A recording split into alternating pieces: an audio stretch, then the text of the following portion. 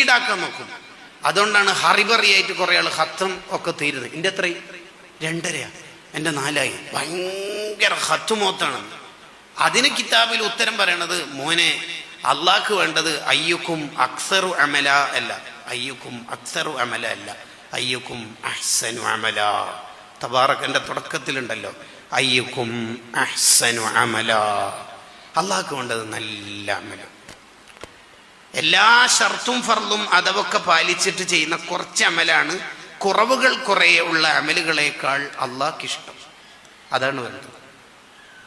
മൊത്തമായും ചില്ലറയായും 20 minute കൊണ്ട് വിത്തറടക്കം തീർത്തു കൊടുക്കുന്ന ഇമാമുമാരെ തറാവീഹിന് പിന്തുടരാൻ നമ്മൾ പോകുന്നത് നമ്മൾ തന്നെ പേടിക്കണം. ചില ആൾ വിളിച്ചു ചോദിക്കുക, അവിടെ എത്ര മണിക്ക് തറാവി തീരുക? 9:13. ഞാൻ ഇല്ല മോനെ, അതെന്താ ഇവിടെ 9:10 തീരുന്നുണ്ട്. ആരെ ബോധിപ്പിക്കാനാണ് നമ്മൾ ഈ തറാവീഹൊക്കെ നിസ്കരിക്കുന്നത്? അപ്പൊ നമ്മൾ വിചാരിക്കും റമളാനിൽ ഇബ്ലീസിനെ കെട്ടിയിടുന്നില്ലേന്ന്. ഇബ്ലീസിന് തന്നെ കുറേ വിഭാഗം ഉണ്ടെന്ന് ഞാൻ നേരത്തെ പറഞ്ഞല്ലോ. അതിലെ മറദത്ത് എന്ന് പറയുന്ന ഒരു വിഭാഗത്തിനെയാണ് കെട്ടിയിടുന്നത്. ബാക്കിയുള്ള ഒരു വർക്കൗട്ടാണ്, പണിയെടുക്കും.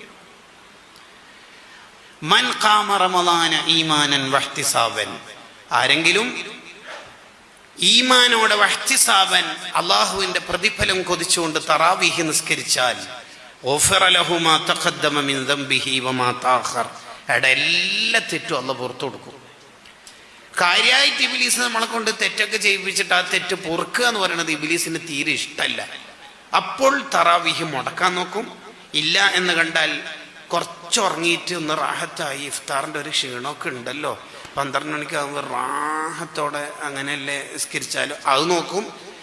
അന്നേരം നമുക്ക് തോന്നും അത് ആയാലും എന്തായാലും വീട്ടിൽ നിന്ന് ഒറ്റക്ക് നിസ്കരിക്കലൊന്നും ഉണ്ടാവില്ല എന്ന് കണ്ടാൽ ഏതായാലും ഏറ്റവും സ്പീഡുള്ള പള്ളി ഏതാണ് എന്ന് നോക്കിയിട്ട് പോകും.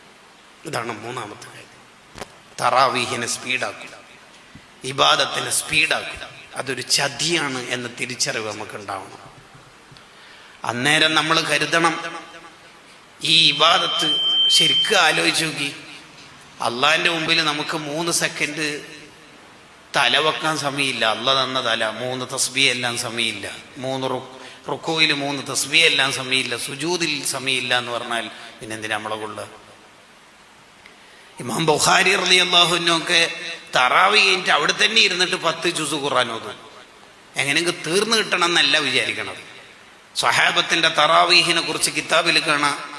ദീർഘമായി നിസ്കാരം കഴിഞ്ഞിട്ട് വീട്ടിലെത്തുമ്പോൾ വൈഫിനോട് വിളിച്ചു പറയും, അത്താഴം എടുത്തു വെക്കട്ടോ, സുബി ഇപ്പം വാങ്ങിക്കൊടുക്കുന്നു. അത്രയും ലോങ് ആയിരുന്നു അവരുടെ തറാവീഹുകൾ.